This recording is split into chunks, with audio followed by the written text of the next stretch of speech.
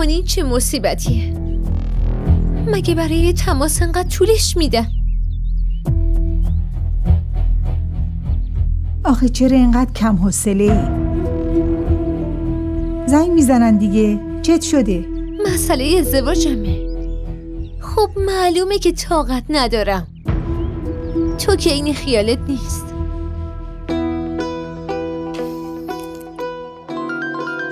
اصلا به فکرم نیستی. نگران آیندم نیستی. بفرما زنگ زد.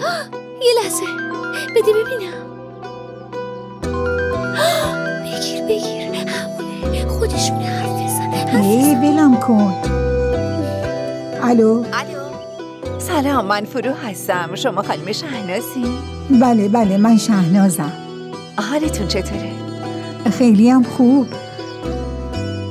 من زنگ زدم بهتون بگم که بین اون عکسایی که آوردین از یکیشون خیلی خوشم اومده.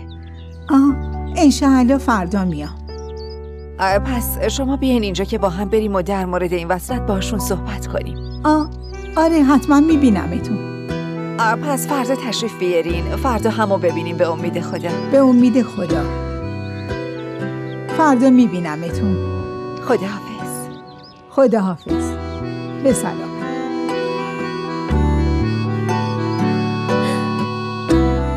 چی گفت؟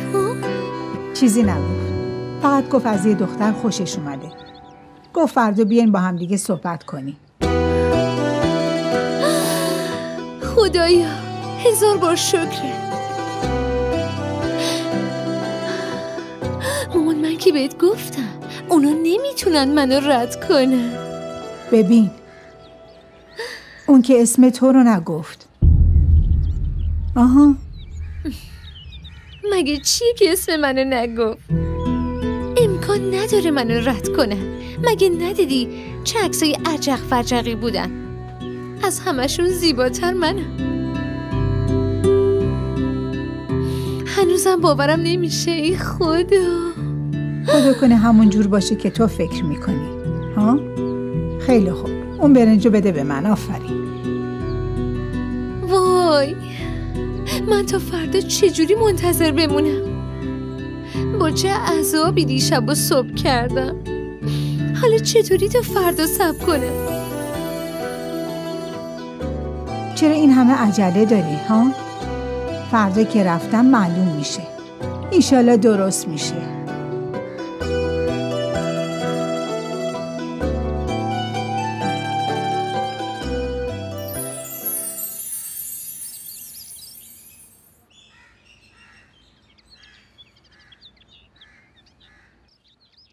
شهناز، من و شهزاد این دختر رو انتخاب کردیم. شما با خانواده‌اش درباره ازدواج صحبت کنید. نگاه کنید. خوبه مگه نه؟ کی؟ این؟ الینا حسیب؟ آره، الینا حسیب.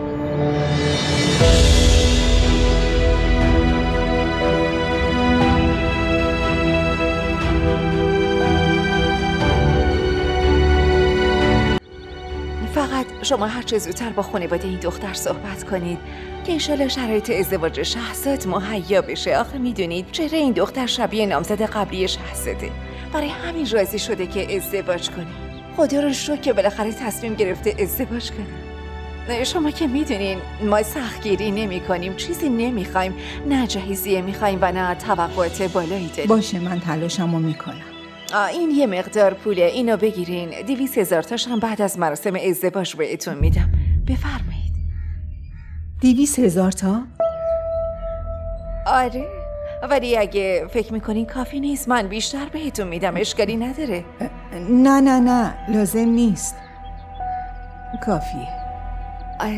اگه حرف دیگه ای نیست پس شما لطفاً زودتر با خانواده اون دختر صحبت کنید.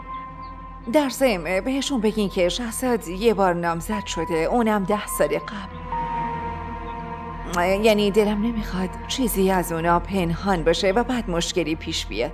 خودتون میدونین که حرف ازدواجه، باید همه چیز شفاف بشه وگرنه ممکنه بعداً بفهمن و ناراحتی پیش بیاد. من دلم نمیخواد که اول ازدواجشون براشون مشکلی پیش بیاد. اگه با این حرف رد کردن چی؟ رد کنم؟ خب چرا باید رد کنن؟ 10 ساله که از این موضوع گذشته. نگرانی شما برای چیه؟ حق با شماست. آره. شما حالتون خوبه؟ شهناز خانم انگار که حالتون اصلا خوب نیست. خوبی؟ آره خوبم. شما یه چایتون رو بازم نخوردیم، بفرمایید. نه ممنونم. یه لحظه صبر کنید، من میگم راننده شما رو برسونه. نه من یه کار مهم دارم، باید برم. شما مطمئن؟ آره خودم میرم.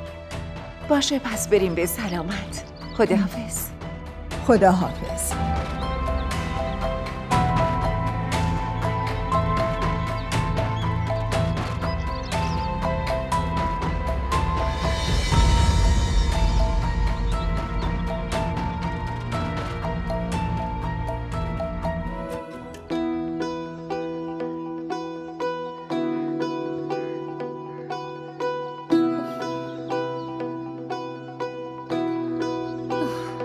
خدا خسته شدم.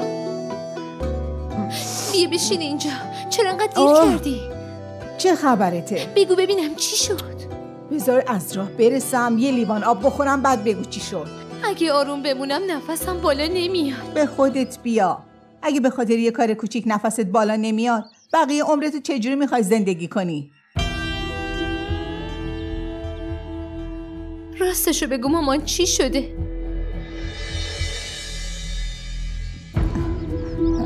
گوش کن دخترم. اون دختری که اونا انتخاب کردن، اون دختر تو نیستی.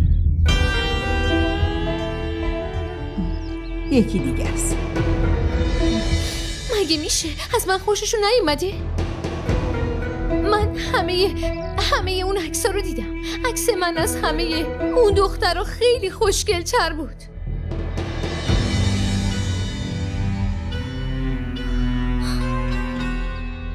فهمیدم.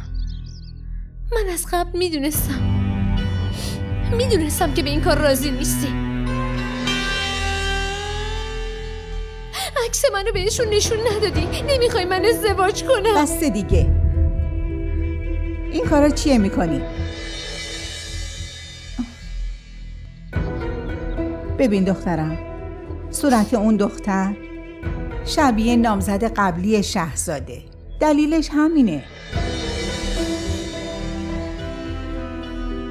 خدا کنه همونطور که نامزد قبلیش مرد این یکی هم بمیره. تو چرا اون دختر معصومو داری نفرین میکنی؟ همه معصومن.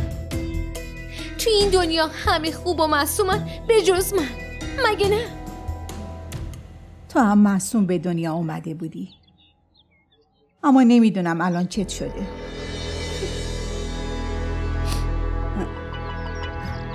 از این حرفا بگذریم. ببین اونا یه مقدار پول برای پیش پرداخت به من دادن. نمیخوام چیزی رو ببینم. برای آخرین بار میگم مامان، به خدا این آخرین باری که میگم. اگه ازدواج من و شهرزاد جور نشه، بعدن مرده منو پیدا میکنی، واقعا خودمو میکشم. ای خدا چی کار کنم؟ مگه میشه با قسمت جنگی؟